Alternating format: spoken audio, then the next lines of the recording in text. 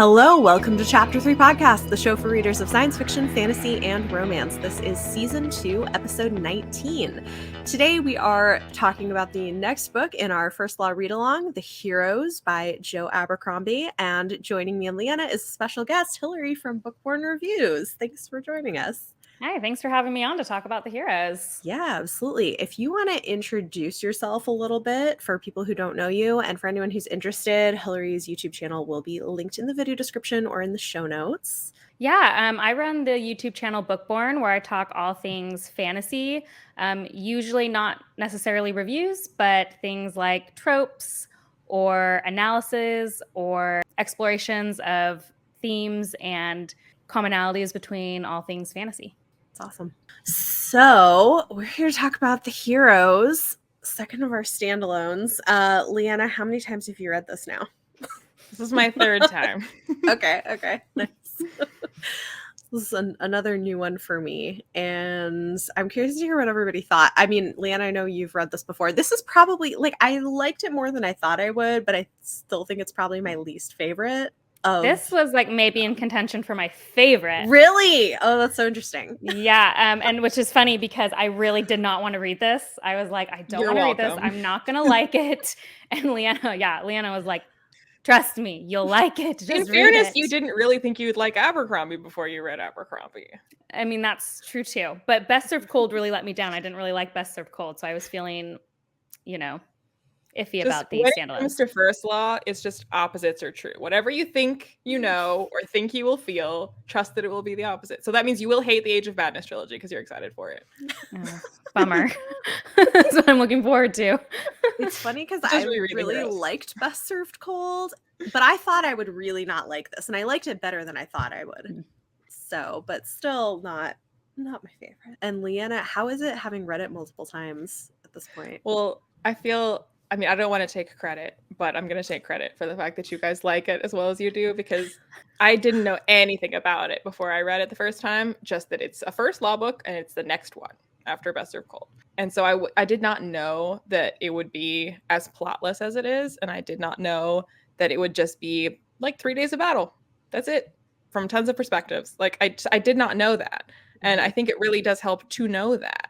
I don't know, if you go into it expecting something like Best Served Cold, something like the trilogy, where there is like a plot arc and like a thing we're working towards and a thing that we're collectively attempting to achieve or working against trying to achieve, a story. If you go into it looking for that, you're going to spend the whole book looking for it and finish it and be like, well, it didn't happen. Yeah. So the first time I read it, I was like, the things that I like about Abercrombie are obviously there. Like, I laughed and I thought a lot of it was incredibly clever and, action-packed. But the whole time I was like, where's the plot? Will one materialize? I guess not. So then, coming to, first of all, having read it once, then you know what it is forevermore. But also coming to, learn more just in general what he was attempting to do with it. It wasn't that he forgot to have a plot. He wasn't really ever planning on having one. So it's not like he tried and failed. That was not something he was trying to do with this book. So then even the first time that I reread it, I was able to appreciate it a lot more on its own terms, which is important picking up any book, knowing what it is. If you're the wrong audience for it, you're going to hate it. Or if you're expecting something that isn't, you're going to hate it. So I like it a lot more now, the second and third times, because I know what it is and I know what it's trying to do, so I can judge it based on that. Yeah, I do think it helped knowing for me going in exactly what I was going to get, which was people told me it covers 3 days. It's battle, but don't worry, it's not too much battle. I hate battle scenes. I just my eyes I cross and I'm just I just don't even care. Mm-hmm. But people warn me it's more about the in-between. And I'm always a sucker for a book of ideas. And for me, for all the Abercrombie I've read so far, this isn't a plot book, like Leanna said. It's a book of ideas. He had an idea. He had something to say about war and both sides in his universe. And that's what he did. Mm-hmm. And I appreciate that. Yeah, I can see that. Yeah, I'm definitely glad that I knew what it was going in, because same, I think I enjoyed it more that way. And I'm also not usually that big on battle scenes. Sometimes, there are some authors who can make me like a battle scene, but it's harder to do. And so I'm glad that there wasn't as much as I was thinking with this. It was, yeah, like the ideas piece of it was interesting. His characterization is always interesting and there's funny moments. I think, and be curious to hear other people's experiences. I think for me, this felt like too many characters and too long. And that for me still kind of detracted from my feelings about it. And I get that this was maybe whatever the and Leanne, I feel like you've said before that he had a specific project in mind of what he was trying to do with this. And so I don't I'm remember. so glad Like, you brought that up because I also felt like there was a lot of characters, and sometimes it took me a moment to remember which side the characters were on.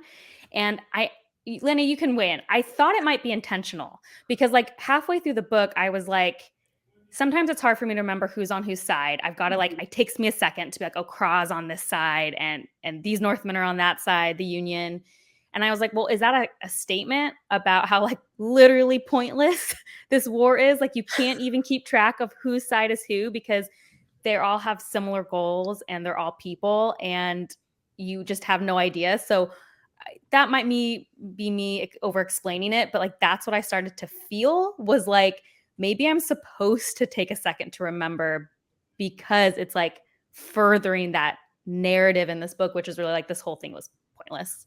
Yeah, well, I mean, he has said often that he's as influenced by film as he is by literature, and that like there are a lot of war movies, older ones in particular, like Quiet on the Western Front, Bridge over the River Kwai, and things like that, that kind of just show war and don't show necessarily like it's not a story the way that like Gone with the Wind is, but that has like war in it. That's like literally just about this day of battle, these days of battle, and shows everybody who's involved and affected by it.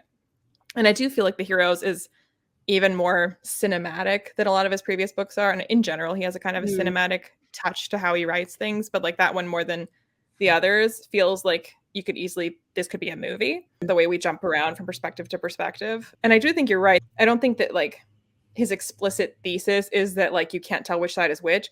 But the way that he jumbles them all together, it's very clear that no one knows what we're fighting about. And that when you look at a war, even like, epics that about the Civil War, at the top is when you have this disagreement.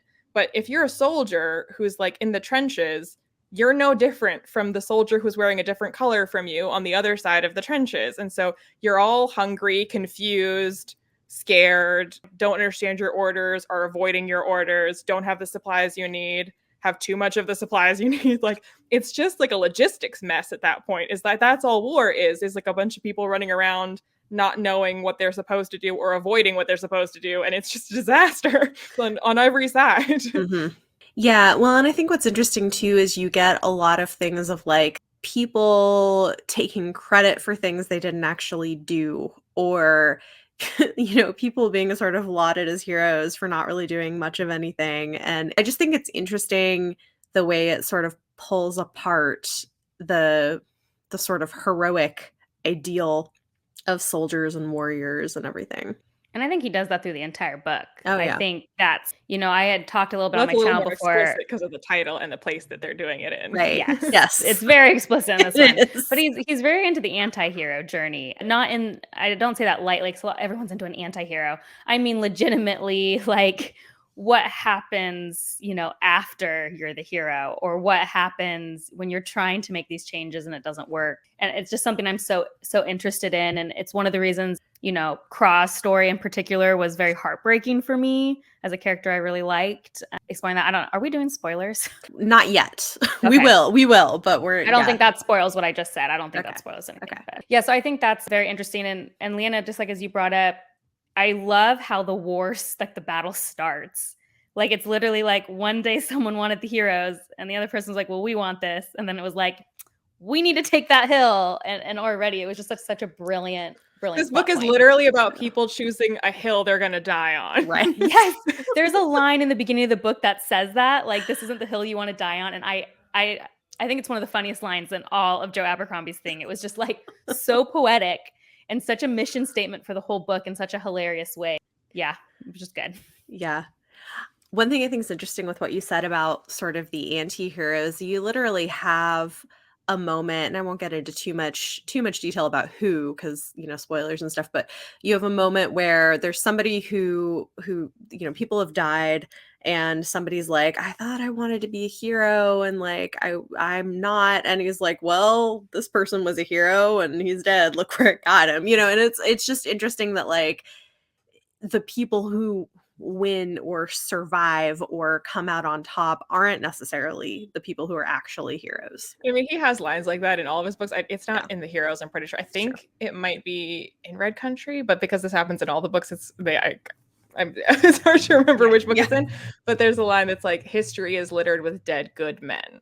That same idea of like people worrying about being a good man, and you're like, well, it's not going to get you far. Well, or like Baez saying sort of, I can find heroes everywhere. They're a dime a dozen. It's harder to find a ruler or somebody who will actually like do what I tell them to do. Yeah. I low-key reading this don't want Baez to win. I'm just like, I kind of want somebody to, and I don't know if anybody else feels that way, but I'm like, I kind of want to see somebody else like get their way, just because you're so convinced you can always get yours. I love Baez as a villain, so I hope he keeps winning. He's one of the most terrible people I've ever read. What you just said is like, not just Baez, but like that is the experience of reading First Law, because you're not rooting for anyone. You're rooting for them to be on the page because you like reading about them. But like, you can't really say, oh, I'm rooting for them because like they're doing terrible things. So no, I'm not rooting for that, but God, I hope they survive because I love reading about them. It's just like, it's the most interesting thing. It's like, I've just never read, I think he's one of the most chilling villains, I've read, because it's just like total power. Yeah, I always want to see him on the page. I agree with you. It'd be nice if someone could give it to him every once in a while, but it's also fun to see him just totally destroy. Yeah. And he doesn't always get his way at it. Like, he will ultimately get his way, but like along the way, he does stumble, and you can see when he loses his cool because things did not go the way he wanted. True. Because you can't always predict people. Which is also why like he has that kind of like Moriarty quality of like, well, my backup plans have backup plans. Like, okay, this plan fell through, but that wasn't the only one I had in the works. So, I mean, okay, are we doing spoilers? Sure. Like at the end, let's since we're talking about Baez, since that's already kind of spoilery. When he's like having that talk, and he's like, well, then was Shivers part of the plan as well? He's like, no, Shivers was a happy accident. That was not part of the plan. But sometimes stuff just kind of works out. Yep. So did you guys interpret it that Baez was really the cause of both sides of the war? Because I interpreted that he wants them to go to war, and it doesn't matter why. He just needs people to be fighting so that people are at war. That was ultimately how I interpreted the whole thing. I was just curious if that was my own or if other people thought that as well. I don't know. I mean, I think that's partly the case, but I also think there's more going on than just that, because he and what's her name? The lady from wrapped in like bandage things. What's her name? Oh, one of the eaters. Ishri? Yes, Ishri. Yeah, because him and Ishri are sort of using people in the war as pawns to further their own war between their sides in some ways too. And so I don't know. I think it feels like it's sort of, there's a larger game happening that it's like a proxy war. Right. Like they're just using different. So like, I mean, Baez had control of the North via Bethod back when he had a deal with Bethod, but then Bethod's not in charge anymore. So he doesn't have control of the North. And how does have control of the North? Not only is it someone that he doesn't have control over, but his nemesis has like sunk her claws into that person. So it's doubly important to get control of the North. And so the Dogman and his Northmen already have a claim to the North and are loyal to the Union. So it behooves Baez to make sure the Union prioritizes like reclaiming the North so that he regains power over that area. Right. And then in the end, he kind of, even if the war is a stalemate, goes in and kind of tries to get control over the North again. Yep. I think what ultimately was interesting is just like the people actually fighting the war, though, they were pawns. This was a chess game. Right. And the people who suffered the most weren't the people who really were gaining any, you know what I mean? Gaining anything from it. Which, like, I mean, I think the voice of the reader for a lot of the book is Finri, and how she's, and when they talk about making peace and about how, like, well, you couldn't have made peace on day one and then everyone else didn't have to die since we were just going to agree to disagree anyway. Nope. Well, because you have to make people think that what they're doing matters, I guess. And it's part of like this facade. Yeah. It is interesting because you also see like there are people who are willing to kind of do anything to further their own agenda, even if it means hurting the people around them.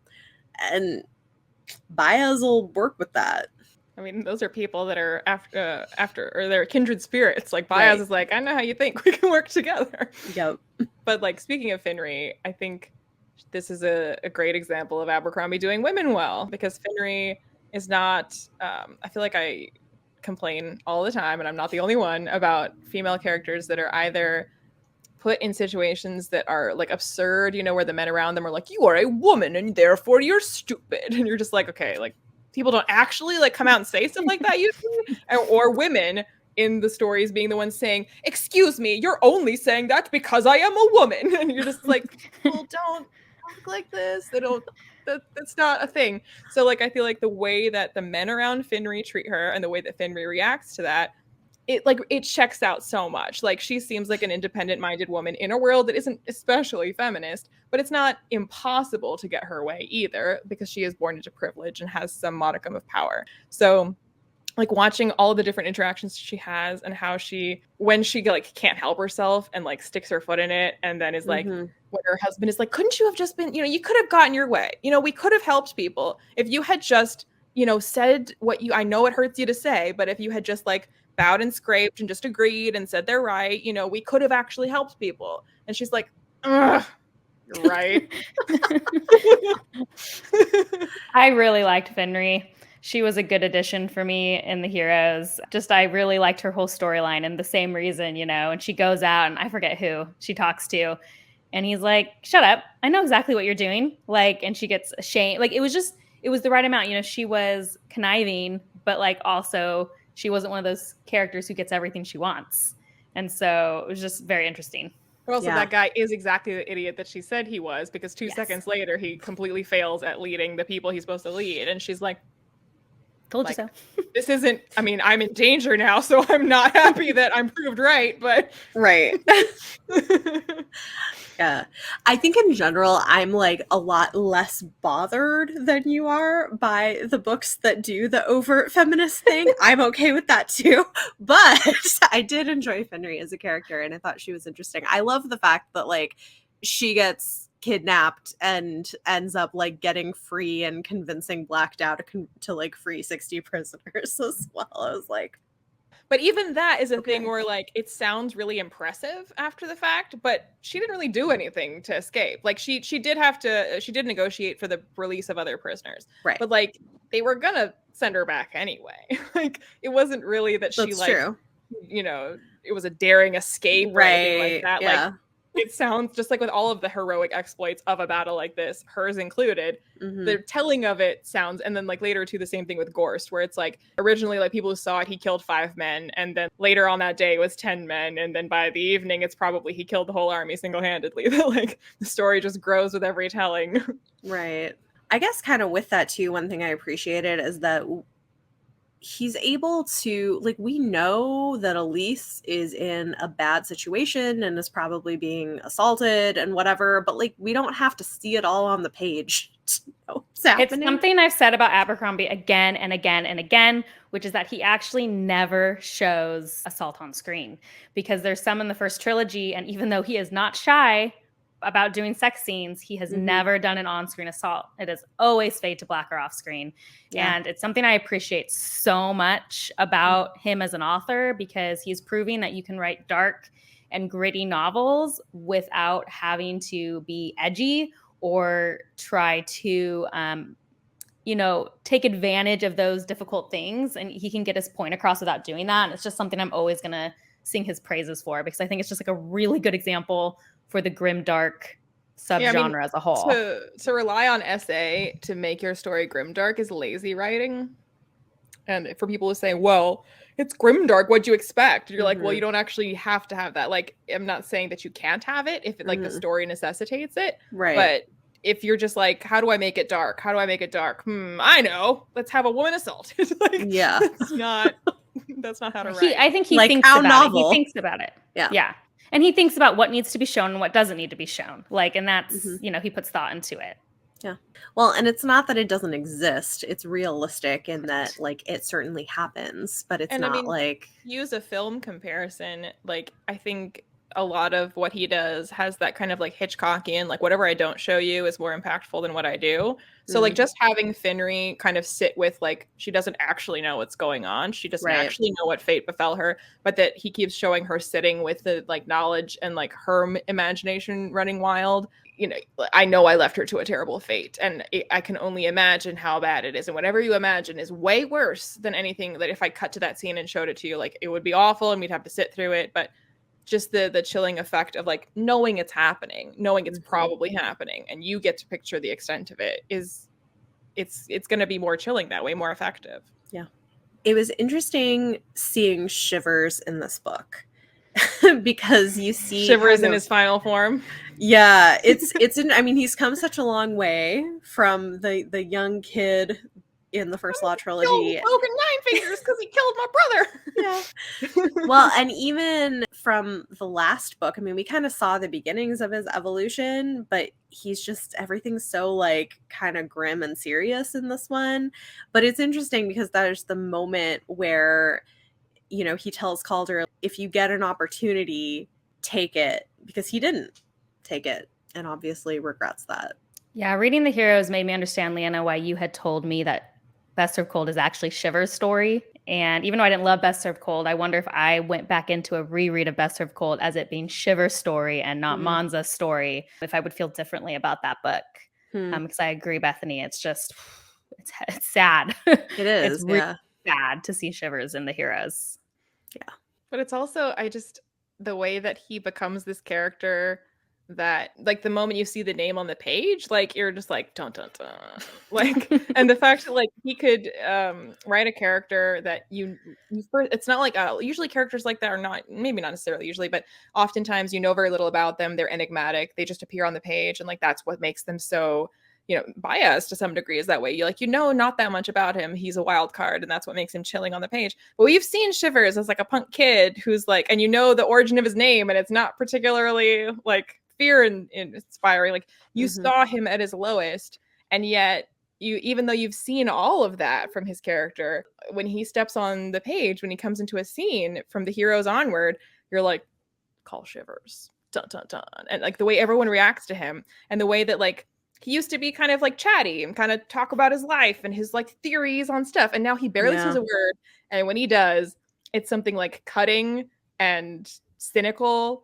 And he's got that metal eye that doesn't even have a painted eyeball on it anymore. And they ask him about like, has he considered an eye patch? And he's like, well, it makes me uncomfortable. The only reason to wear one is to make other people comfortable to look at me. And what do I care about that? And you're like, yeah, good point. Good point.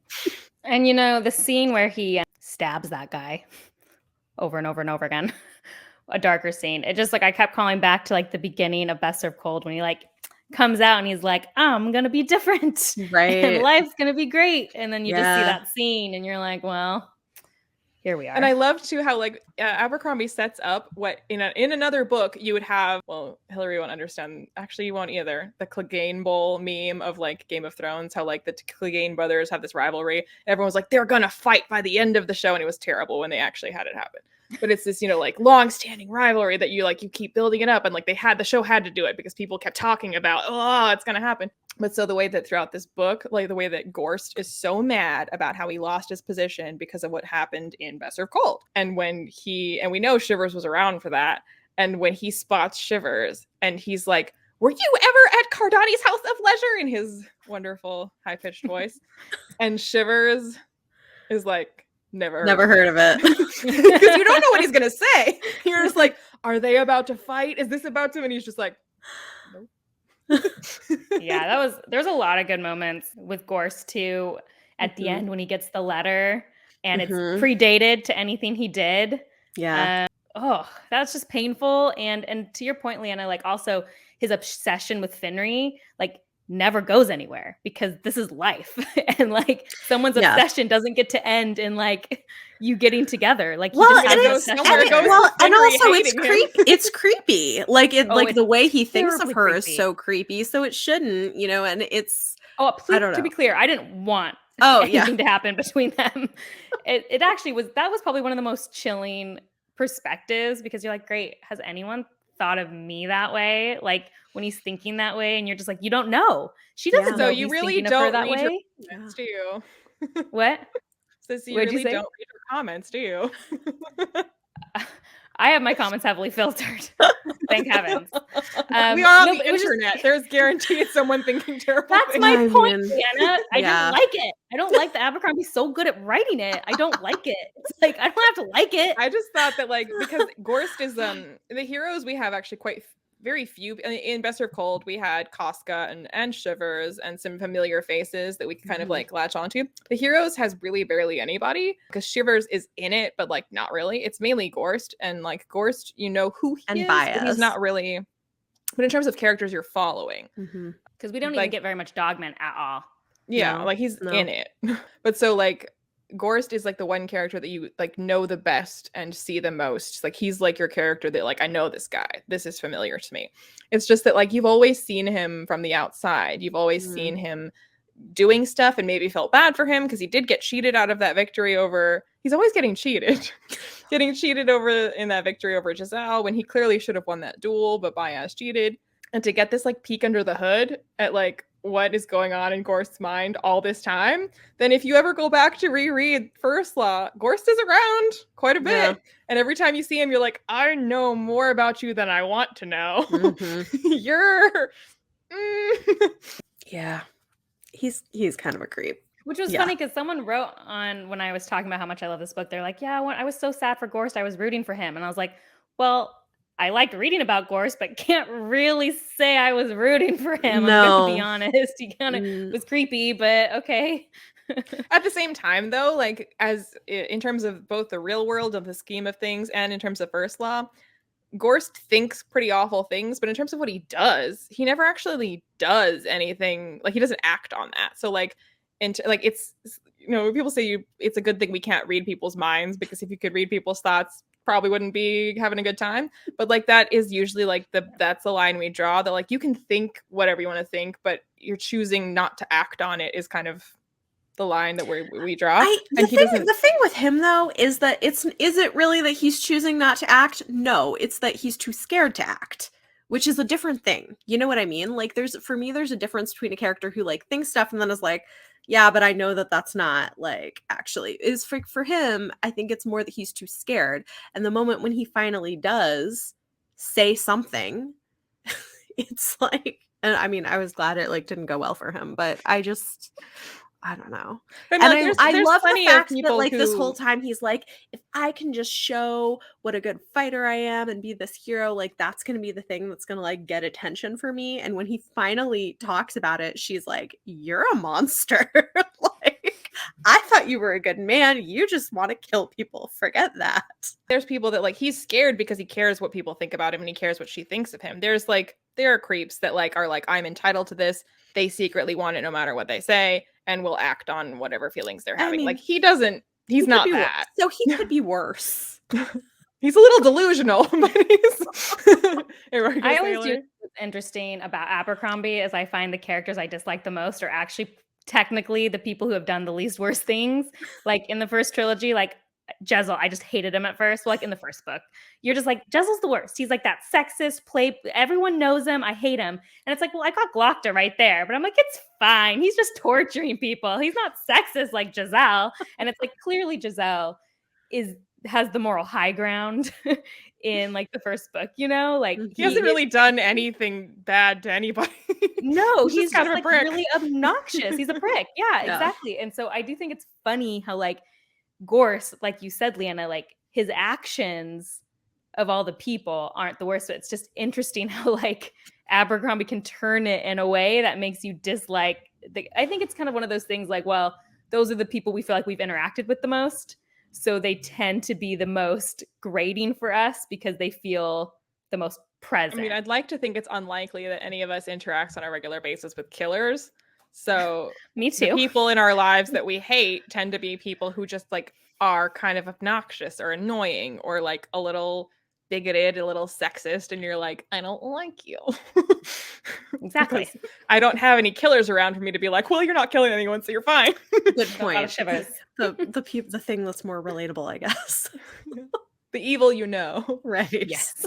It's the Umbridge versus Voldemort argument, you know? The evil you know. I mean, honestly, I always found Umbridge far more disturbing.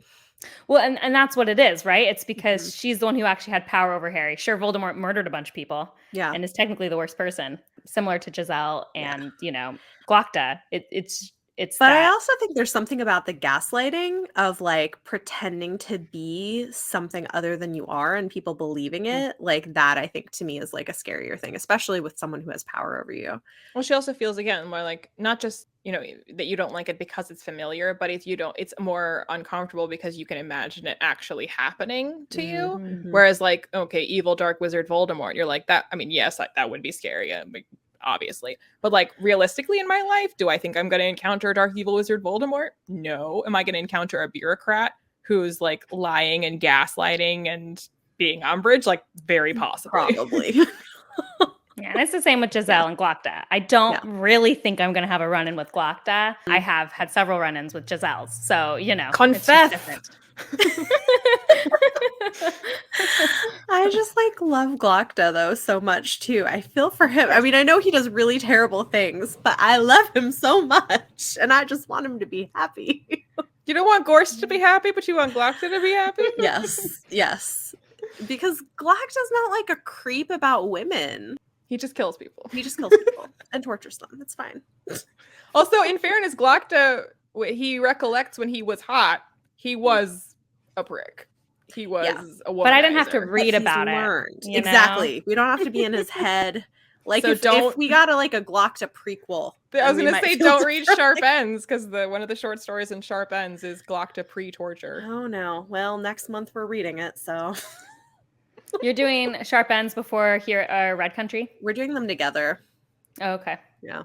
Oh well. I was gonna say Beck. What I think is the most interesting about Beck is I think he's a character that's been done a lot before, and so I'm always so impressed that Abercrombie can bring a new life and a new reality to that character. Like I really felt Beck's story of being like, I'm gonna go to war and be a hero, and then being like, wow, this really sucks, and this is nothing like what I wanted, and I don't want any of it. And you know what? Being home with my mom was actually pretty great, and that's a very typical story, I think, but just the characterization of Beck, like I just really felt it. It felt so, I don't know, he really got to the heart like he does so well with his characters, Abercrombie does.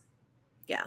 Well, and I thought it was so interesting the moment where Beck goes home at the end and his mom's like, well, you've only been gone a few days. And he's like, have I? It feels so much longer. And I was also like, have you? It feels like so much longer. But because like, you know, the book is so long and there's so much happening, but it really is such a short period of time. But at the same time, if you lived through that, it would feel like, okay, it's only been 3 days, but you know, it's life changing. Right. It's a few days and a few 100,000 deaths. Like, you know. Yeah. And you know, when he finally gets the courage to confess that he doesn't deserve his name, and basically the person's like, yep, you and so many other people. Oh, well, doesn't matter. And you're just like, ugh, yep. Yeah. That's war for you. Yep. Yeah. Okay, another thing I wasn't expecting was that Calder's father-in-law was the one who was trying to have him killed.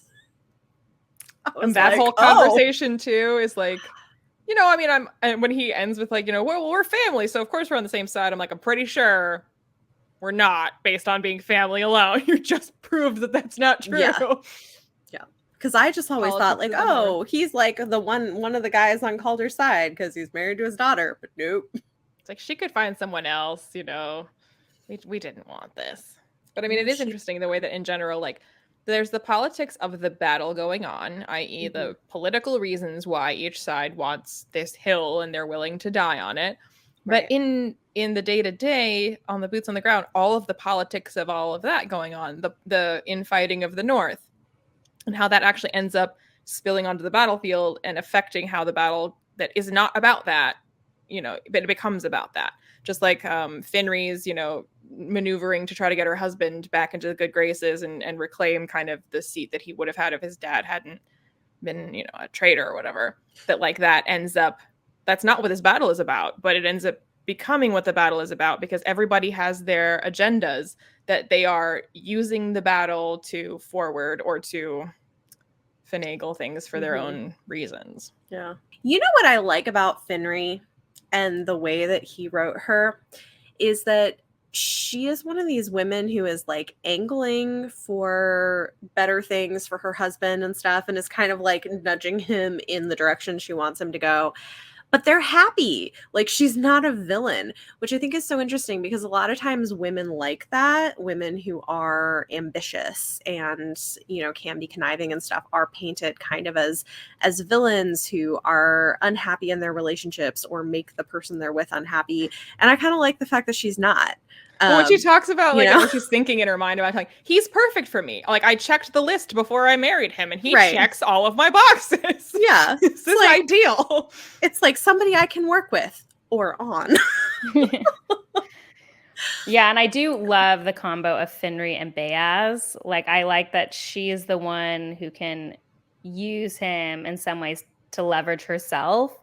And that her husband, like you said, Bethany, like her husband recognizes that she's the one who gets him the positions he has. Like he recognizes it and is also like, but you could also calm down. Like I don't, and that's like just a very interesting. That's why I loved that conversation where it isn't like, that's what also often bothers me in the books that like try to push these, the like angry yelling about women's rights type of things, because then, that it would never have that conversation where she's like, angry that she didn't get her way and she was in everyone's face about it. And afterwards, her husband is like, look, I know why you're angry, but if you had just held your tongue, we could have helped people. And now we're not helping people because you had to say whatever you wanted to say. And like, I like that conversation happened because he's not saying, woman, know your place. He's like, look, I get it. But like, sometimes you got to take the high road if you actually want results. Like I'm the one telling you this, but you're the strategist. Like, come on. I know you know that this is not how to get stuff done. Yeah. I'm like, I don't know. They genuinely seem to care a lot about each other and have like a pretty good marriage. And I don't know. It's interesting. It's functional. But so far, I don't trust anything to be functional in the first law, but we'll find out. Artie and Glocta are a functional match. Artie and Glocta. I love Artie and Glocta. They're definitely much more functional than Giselle and Therese. I wouldn't call them relationship goals, but I am on their side.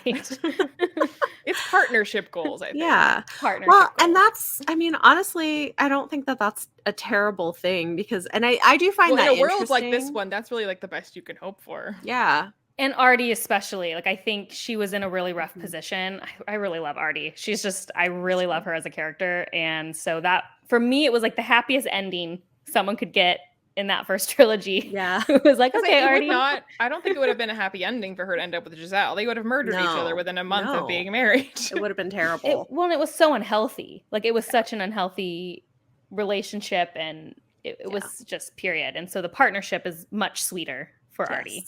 Yeah. Giselle's just too dumb for Artie. Glocta challenges her. Yeah. Doesn't underestimate her. Yeah, they're good.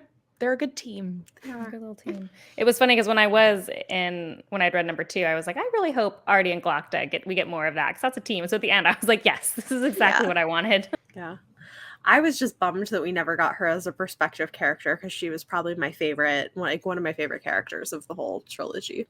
But like, it also I feel like goes to show how well the characterization of her is done because it's easy to forget that she's not a POV character. Like, I actually didn't know you just told me. She is. I thought she was. I thought we got 1 or 2 from Artie. No, she's never a POV character. Artie is this good person I always show people as like, that's how you make a sexually liberated character without going overboard. That's how you make a true, like, someone who uses her sexuality to get ahead but doesn't become cartoonish or sexist or over the top. Like, Artie is a full person. She has multiple parts of her personality, and that's why I ended up falling in love with her so much, because it's just so rare for that character to be written very well, especially by a male author. You can say that though for like every Abercrombie character. They're like, I've seen a million cardboard cutout versions of this. This proves you can write a character like this. I mean, like, Logan is a super cardboard cutout, like a warrior man of violence who's trying to do better. And then we did it twice, Logan and Shivers, and they're completely distinct individuals, and like by themselves and also compared to each other. He just writes people as people, which is apparently rocket science for too many authors. I think it's hard to do but it's also why his books, you know, they're not heavy magic systems in terms of like the fantasy side. They're not really like these heavy, like intricate plots. And that's why I think The Heroes ends up being one of my favorites, because I truly do believe it's Abercrombie at his best. He has 3 days. It's not about things happening or not happening or intricate plots. It is literally about the people. And that's what he does best. He can write a person, you know? He knows how to do it. Sure can. And you know who we haven't talked about at all? Who has arguably the most tragic arc in this book is Werner Bly. Who's that person? He invented the cheese trap. Oh, Bly. But he also, he believed wholeheartedly. I said his first name way differently. So when you just said that out loud, I was like, who is that? Okay, that's fine. I know who you're talking about now. He believed wholeheartedly that he knew the day that he would die, and this wasn't it. And he has that great line about armor is about a state of mind that it admits the possibility that you could be injured. So that's why he won't wear armor. Yeah. Well, his death scene is what pushed this book from a 4 to a 4.5, I think, for me. Like, I read that death scene and it was just so good. Like, everything about it was just perfection from beginning to end. And that's really when I was like, okay, like, you've convinced me, Abercrombie. The Heroes is a great book. You made a believer out of me. And it just took this scene, just like when he's like, well, if I had known she was a liar, I would have worn armor to this fight, basically. And it's just like, it was funny, but like touching. And the choice too, that he's not going to pass on the sword. It was passed on to him. And he used to think that it was like a thing that was as an honor as much as it is a blessing, as much as it is a curse. And he's like, no, it's all curse. No good. Bury it with me. Don't put this on anybody else. Which I have questions given like the way that the book ended with Krav. Like, did he end up burying the sword? Did he take it with him when he finally went back to war? Like, where is that going to go? I don't know. I think it doesn't matter. What Hilary just said about how like Abercrombie, it's about people and characters. It's not about an Easter egg of a MacGuffin weapon that will pop up in another place because it's the secret magic sword. Like, that's really not what Abercrombie's about. Well, I mean, I don't know. Were you saying it more in a way like it's going to be some depressing thing in someone else's story because you said bury it, and then it becomes the curse? Right. That like instead of, I got you. Like, kind of like instead of burying it and letting that like, you know, burden end, that it could be something that comes back up again in the future in like a way that causes harm. I don't know. Kraz's story really depressed me. I wanted him to go home and be happy. And he was like, wow, I suck at this. Like, why did I think I was going to go home and be a carpenter? I was like, but I mean, true, I think but like a lot of people who retire, not everybody, but like a lot of people who retire feel like that, where they're like, oh, like, this is not.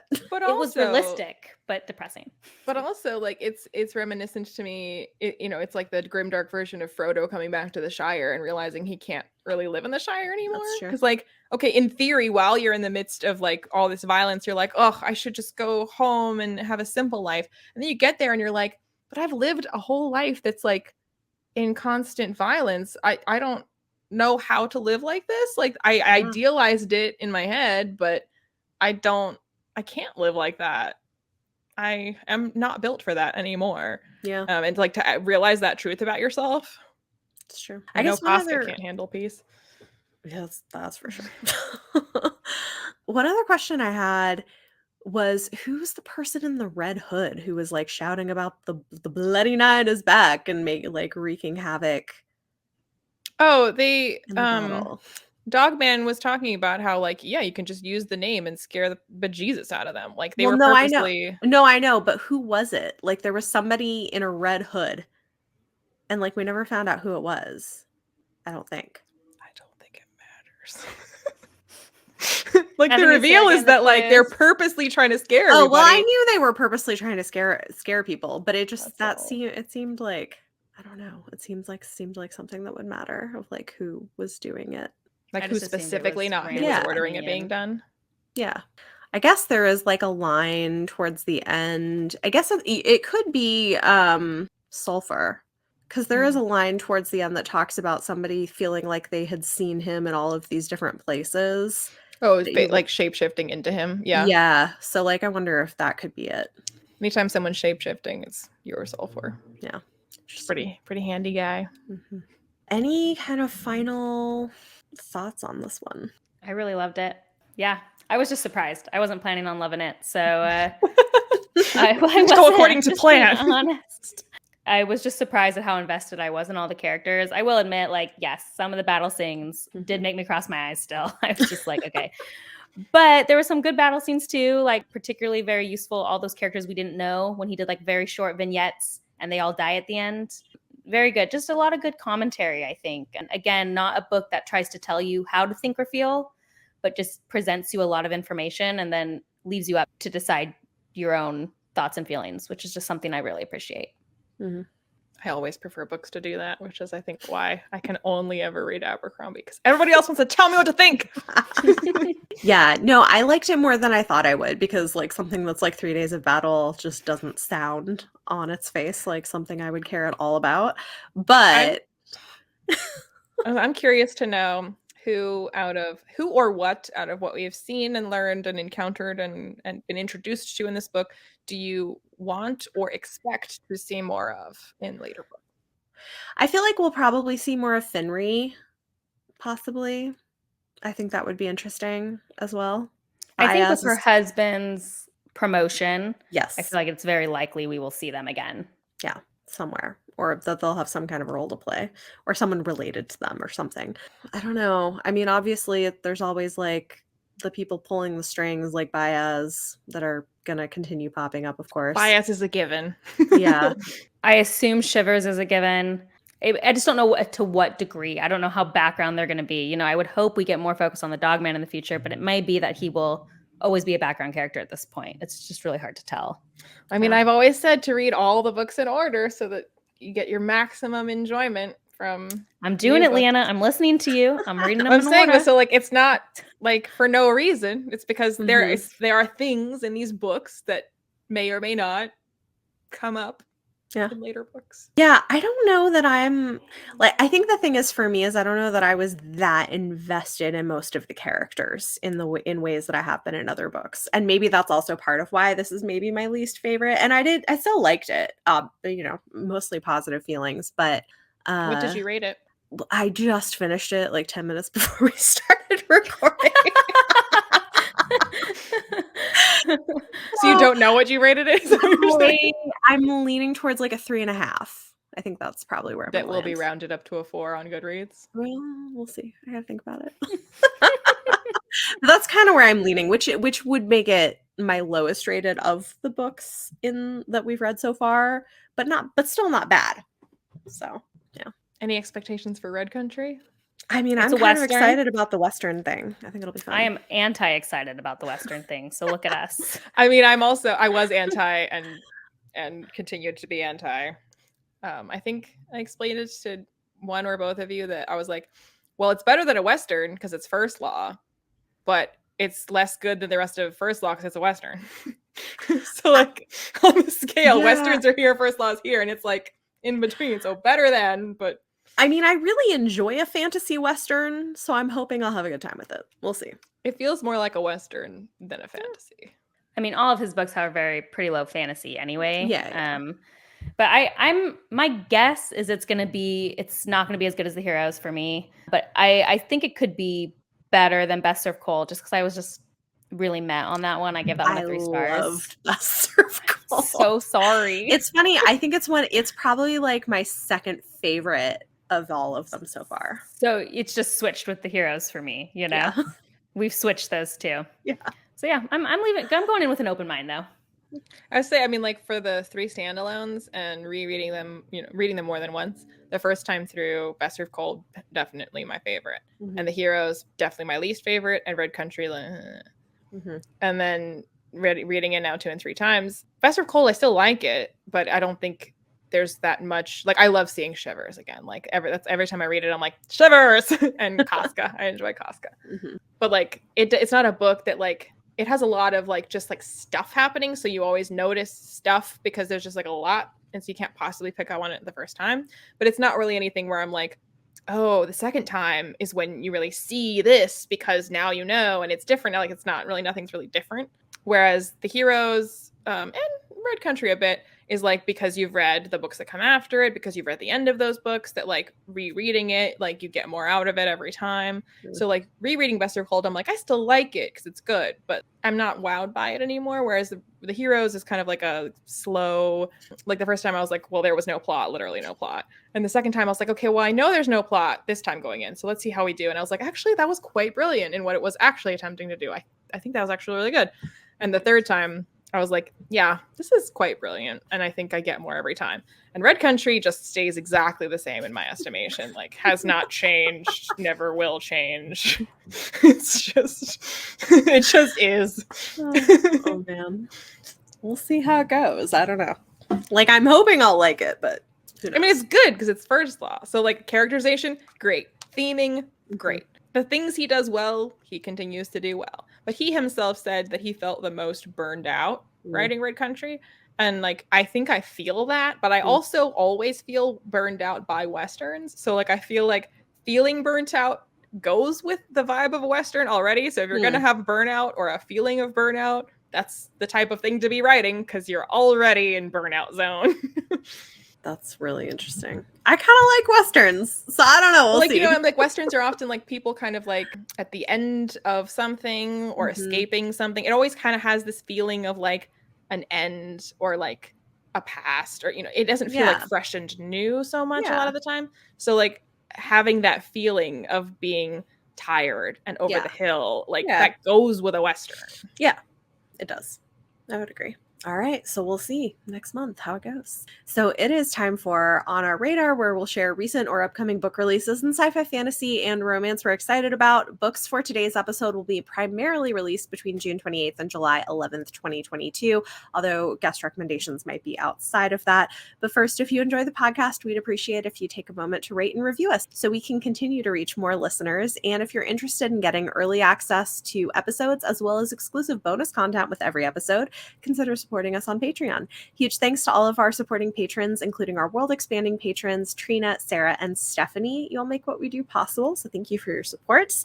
And I've got a few books to talk about. I don't know about anybody else. I mean, I have a book to talk about. I was telling Leanna, I was like, I don't ever know what's happening in new releases. That's okay. Other people tell me what's happening in new releases, and then I go, great, I'll go buy it. So that's what I always say. I literally look at new releases for this podcast. I'm like, I didn't know that was coming out. I can talk about that. So Bethany, you tell us. You tell us what we need to go read. Okay, great. I try to keep track of some of it. I know we have one that Leanna's talked about before, but I'll let her also talk about it again if she wants to, since it's coming out soon. But June 28th, there's a couple of books coming out. First one I have is A Matter of Temptation by Stacey Reed. This is a historical romance, and I really like her romances. She does a good job of writing like really good characters and kind of steamy romances, but with social commentary. This one is fun. It starts out with a heroine who dresses up like her twin brother to go and fight a duel on his behalf because she's a better swordswoman than he is. That's the plot of Casanova. That's also the plot, sort of Motocrossed, the Disney original film. Oh, that's true. It is. That's totally true. Yeah. So the hero ends up being or the guy that she goes to duel with, and he figures out her identity and offers her a job as a secretary, and they kind of slowly, you know, develop feelings for each other. What I think is interesting about it, though, is that he's in politics and is kind of a bit of a revolutionary. And so it gets into some of the political things of the time in terms of things like women's rights, their inability to get things like a divorce or property rights or things like that. And so I like the fact that it explores some of the historical things going on. So I really like Stacey Reed for historical romances. And then Daughter of Redwinter is coming out that day. Have you read it yet? I still haven't. I mean to, but I've started it, but I haven't finished it. So Daughter of Red Winter is the first in a new series by Ed McDonald, who previously wrote the Ravensmark trilogy, which is one of my all-time favorites. This new series, he actually originally wrote Daughter of Red Winter first, like years and years ago, but it was like this long manuscript that was like kind of a young baby writer's manuscript, and they were like, no, that's not it, and it's too long. So then he like chopped it up and put it on the back burner, and then wrote the Ravensmark trilogy, and then came back to Daughter of Red Winter and like spruced it up and fixed it up and shortened it, and here we go. It's about a girl that can see and speak to the dead. Exciting. I've also got 2 coming out July 5th, but Hilary, if you want to share whatever you've got, you can. Well, mine's also not coming out till November, so that's it fine. feels very... No, it doesn't I matter. have one for you, Hilary, that matter. you can speak to this better than anyone else, Hilary. Speaking Bones is coming out in June. Oh my gosh, Speaking Bones. I've already read it, so I forgot it's not out yet. Speaking Bones by Ken Liu is coming out in June. Let's talk about that one. Okay, great. I don't know, Bethany, have you read any Ken Liu? I haven't. It's kind of on my list of things to read at some point. I am like forcing everybody to read Ken Liu, and the problem is everyone's liking it, so it's not giving me any reason to stop. Speaking Bones is the 4th and final book in the Dandelion Dynasty, which is Ken Liu's really his only series. He's only otherwise written short stories, which are also excellent. I highly recommend them. I made Leanna read them. She sobbed through several. You're not human if you don't sob. Did not warn me. It's very, I guess I should warn people it's heavy. But I absolutely loved it. In fact, that series, The Dandelion Dynasty, is now easily in one of my top series of all times. So I really recommend people starting with Grace of Kings if they've ever been interested in him. But yeah, the final one is coming out June 21st. So it's a complete series, which I think helps people want to take the plunge. That's exciting. He doesn't have Rothfuss or Martin syndrome. Well, I mean, this took him a long time to write, though. It was slow. Years between installments. It's been consistent. He's been consistent, but I did get to interview him, and he's like, "Yeah, I'm kind of a publisher's worst nightmare. I've written one series in like over a decade, like, but it's good." So, hey, he's not a publisher's worst nightmare. The publisher's worst nightmares are the aforementioned Mr. Rothfuss and Martin. Rothfuss and Martin. It's true. It is true. So July 5th, we have What Souls Are Made Of by Tasha Suri, which I'm really excited for. It's part of this YA Remix Classics line that they're doing, and this one is a remix of Wuthering Heights. What's interesting about it is Heathcliff in this is of South Asian ancestry, and in the original text, he is described as being possibly a person of color, although the specifics are a little bit vague, and so it's interesting that they're having it kind of remixed. I love Tasha Suri, absolutely adore her writing. This is her first YA book, and I'm curious to see what she does with that. And then also coming out July 5th is The Ruins by Phoebe Wynn. It's a little controversial, but I really liked her first book. I thought it was fun.